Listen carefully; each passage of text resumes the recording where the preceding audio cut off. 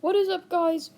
Today I'm going to be showing you probably about the top 3 squads that are easiest to farm in the beginning of the game.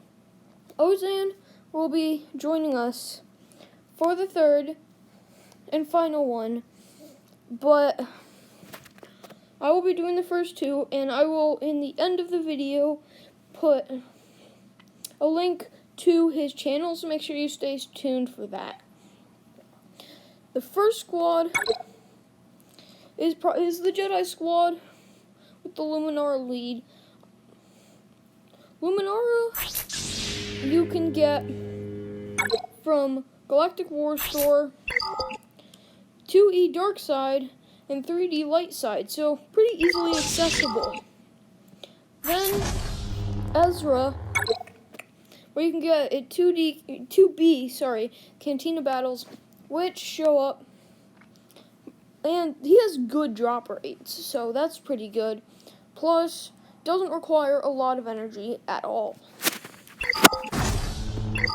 Then, Kanan, which you can get in the Squad Arena store, and that means it's pretty easily accessible depending on the high rank of your Squad Arena, like how many rewards you get daily. Then, Jedi Counselor, which you can get like really early in the game. You can get him in Cantina battles, but I would focus on Ezra there. Then there's Light Side, 1B, and 1D Dark Side. Plus, you can get him in the Bronzium pack, and that is pretty common that you get Jedi Counselor.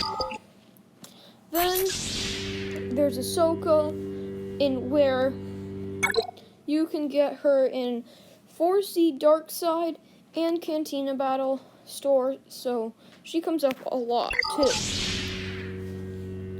I also forgot to mention she also comes in the Bronzium pack, and that is pretty much it for the Jedi squad. But then there's the Phoenix squad, and Hera you can get from Guild Event Store occasionally, but not really that often.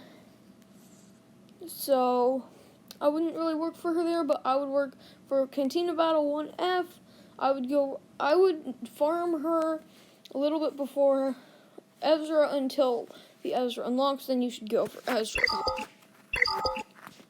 I already covered Ezra and Kanan, but Zeb you can get in the Galactic War Store, and in Chopper you can get in Cantina Battle Store. Also, I wouldn't get these packs, they're really, really bad. So, you can get them, but I don't like them. And so that is it for my side. Over to you, Ozan. Okay, so here is your third squad, the Bounty Hunter squad. So all these characters are fairly farmable and pretty easy to get. Now, IG-88 is one of those more questionable characters, only because he doesn't have a lot of survivability and a lot of health. But for an early starting character, he's going to be a pretty decent character to add to your Bounty Hunter squad. So up here you can see Boba Fett. And Boba Fett's a pretty easy character to get, because you can get him from almost 4 different spots. You get him from Cantina Battles, Fleet Arena, sometimes, and you can get him from Dark Side and more Dark Side squads. So you can get him from almost 4 places, and you can also get him from the Bronzium Data Pack Guard, which means that he has very high drops and is very easy to get. He also starts off at 4 stars, which means that his damage and his health are going to be far better. Now, he's also a pretty good leader as well for your bounty hunters to start off, because he has the Dead or Alive ability. And even without any abilities attached to it, your allies automatically start off with critical chance and have high speed, plus they also have 50% health, which is going to be super helpful for your early characters, because that's going to help with your survivability of your characters. Plus, you get turn meter whenever a thermal detonator explodes, which is super important for other characters.